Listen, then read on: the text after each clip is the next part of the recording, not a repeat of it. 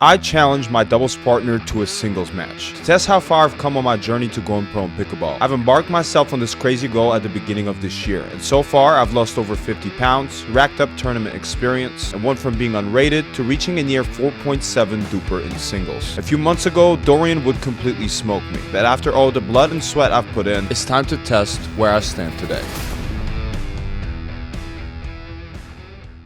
What is up, Fro Gang? Welcome back to another episode of Road to Pro in Pickleball. I post 1 to 2 episodes on a weekly basis of my Road to Pro in Pickleball, so if you're new here, we would love to have you in the Fro Gang. Here in our first game, I started the game with unforced errors, and it's something I do consistently. I need to ease myself into games right off the bat and stop going for so much, especially when I return first. As you can probably tell, I really love my two-handed backhand, especially with the longer handle on the new paddle I've been trying. Let me talk about it as you guys watch us play our first game. I'm using the Vector XL Pro paddle from Versix, and it's a 15mm paddle with a longer handle. What I love about it is the handle is also thinner and helps me feel in more control of the paddle. It is rather head heavy, which I personally enjoy because it feels a bit more like a tennis racket to me, and coming from a tennis background, it's quite helpful. I'm able to have more leverage with this paddle, which lets me close the paddle face more and generate topspin without missing to the net. In general, I've been enjoying longer paddle handles like the PaddleTech 12.7mm, but great thing about the paddle I'm using now is that it's so much cheaper than its competitors, but it competes on a very high level. I was sent this paddle by the company, but I'm not getting paid, so this is an honest review. Moral of the story, I will be using this paddle in the long term unless something changes. If you've been keeping up with my journey, you'll probably already see noticeable improvements in my game. And frankly, everything I do is just so much faster due to all the weight I've lost. I've been running at least 1 mile on a daily basis over the last 2 months. It has been paying off on my cardio health and the speed of recovery between sessions. I would say I'm moving very well in this game, especially considering that we drilled for about 2 hours prior to playing singles. I'm going to let you enjoy the rest of this game before I rejoin you back for game 2.